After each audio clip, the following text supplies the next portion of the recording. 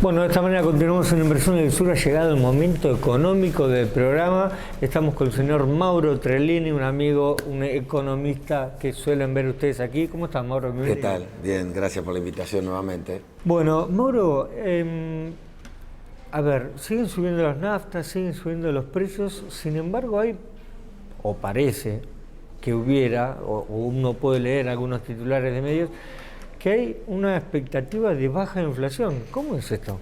Bueno, a ver, para ponerlo en términos más o menos entendibles, tenés un proceso por ahora en la medición de desinflación. Desinflación es que la velocidad a la que venían subiendo los precios es menor. Sí, de hecho la última fue 2 y pico. Claro, exactamente. El único tema ahí es que cuando lo desmenuzas un poco y mirás alimentos y bebidas, que es la parte más sensible, esa estuvo cerca de 4 para enero, claro. Y ahora vamos a ver cuánto cierra febrero, pero se espera que por lo menos baje. Un poco la suba tuvo que ver con la vuelta del IVA, aquel IVA que había quitado de los alimentos. Claro, sí, volvió todo eso. Ahora, para entenderlo en términos más técnicos, por decirlo así,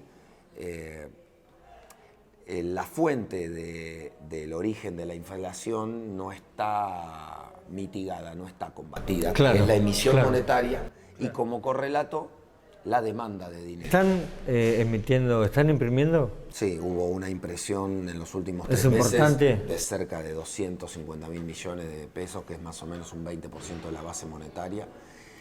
Y por otro lado, no es solamente un fenómeno de emisión, sino que también tenés que ver qué pasa con el dinero ese, si la gente lo quiere o lo rechaza.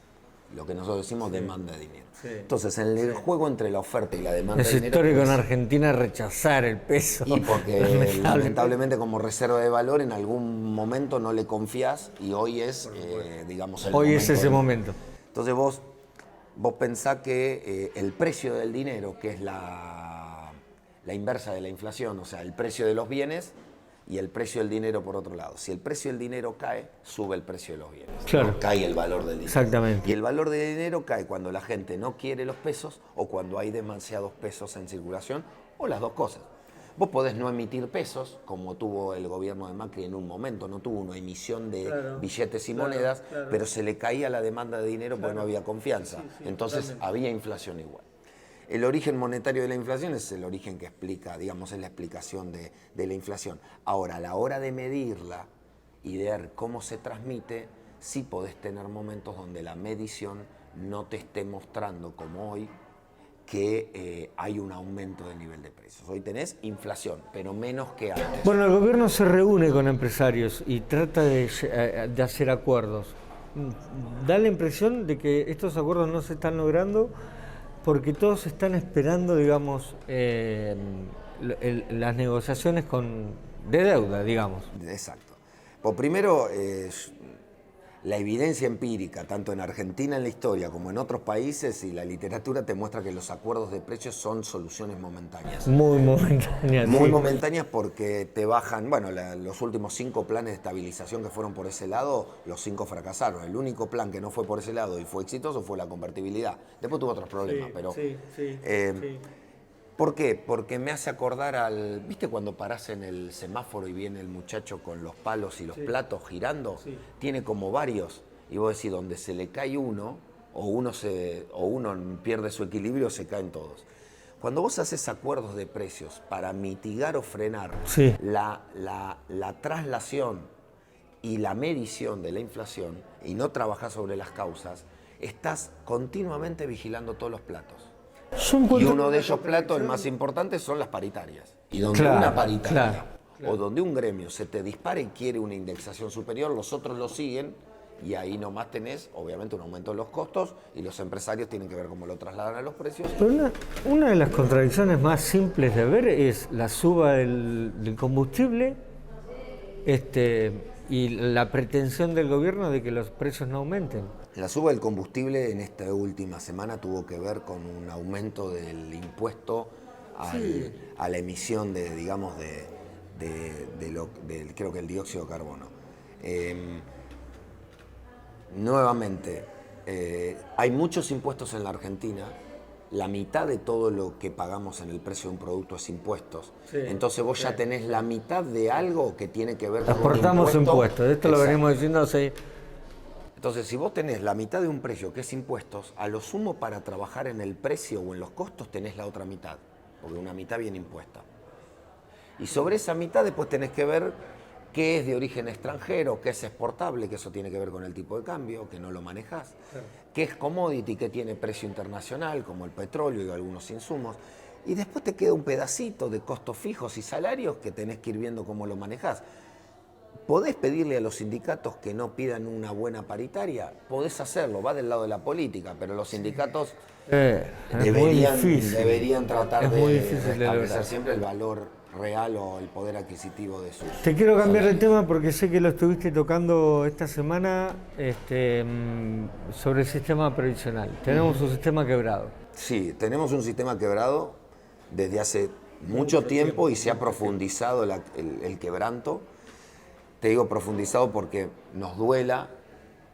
Por supuesto. Que te digo, hubo un aumento muy grande en los últimos 10 años de la cantidad de dinero que hay que pagar en términos de jubilaciones y pensiones. Sí.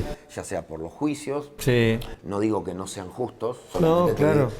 Y los 3 millones de aportantes que se subieron al plan sin haber aportado previamente. Más allá de no hayan aportado, son 3 millones que hay que pagar, que hay que ver de dónde sacás. El sistema no funciona como muchos creen. No es que vos lo que vas ahorrando queda guardado o invertido para cuando te jubiles. Me parece que no. Eso era el sistema de AFJP. Claro. Ahora el sistema de reparto estatal lo que hace es, con los aportes y contribuciones de los trabajadores actuales, se paga a las jubilaciones y a las... Exactamente, porque han metido tanto la mano... Exacto. Que nos hemos quedado sin eso que tenía cuando las manotearon de las FJP, formaron el Fondo de Garantía de Sustentabilidad, que era que alguien invierta eso, pero al final eso se lo han usado para prestárselo al Estado también, a la emisión de deuda. Así que bueno, la cuestión es que vos, mira, te lo pongo en términos simples. Vos hoy tenés aproximadamente, si tenés que gastar 100 en jubilaciones, por contribuciones y aportes laborales recaudás 50. Los otros 50 tienen que venir de otro lado. Impuesto a las ganancias, IVA, aportes de otros impuestos. Después tenés un tema de justicia. Igual para impuestos ya estamos hasta acá. Claro. Entonces, después tenés un tema donde, por ejemplo, cada vez la esperanza de vida nuestra ha ido subiendo. Cada vez, por suerte, vivimos más. Sí, mejoras tecnológicas, de lo que quieras. Entonces, como antes la edad jubilatoria tenía que ver con la cantidad de años que había que aportar hasta que en promedio te tocaba nuestra hay que ayornar también eso. Esto se ha ido corriendo, lo cual es más gasto durante más tiempo. Es un costo político que creo que nadie quiere asumir. Pero lo que pasa es que es un debate que en algún momento tenemos que dar. Porque como sociedad, si no, vamos a estar siempre con un sistema que aparte se lleva la mitad del presupuesto público, o sea, no es menor. No. O sea, si uno soluciona eso, quizás estemos solucionando el famoso déficit fiscal crónico e histórico que tiene que ver con esto.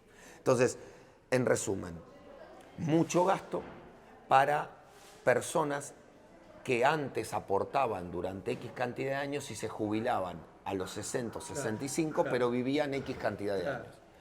En el caso mío estoy preocupado porque espero quizá que me toque vivir mucho tiempo como jubilado y no sé dónde va a salir el dinero. Yo sé que el que hoy estoy poniendo va para los que hoy están jubilados. Así que bueno, en algún momento espero se dé un debate serio y no necesariamente político acerca de cómo solucionar ese gran agujero que te digo, se lleva la mitad del gasto estatal presupuestado de manera anual. Ojalá, gracias Mauro. No, por favor, gracias por la invitación. TILSA, Transporte y Logística Sociedad Anónima, una empresa que cree, una empresa que crece, una empresa que invierte en la región y en Bahía Blanca. TILSA, Transporte y Logística Sociedad Anónima.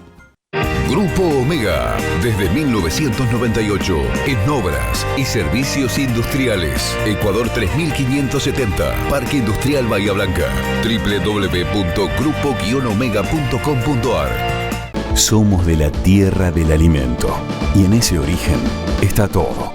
Profértil, vida para nuestra tierra.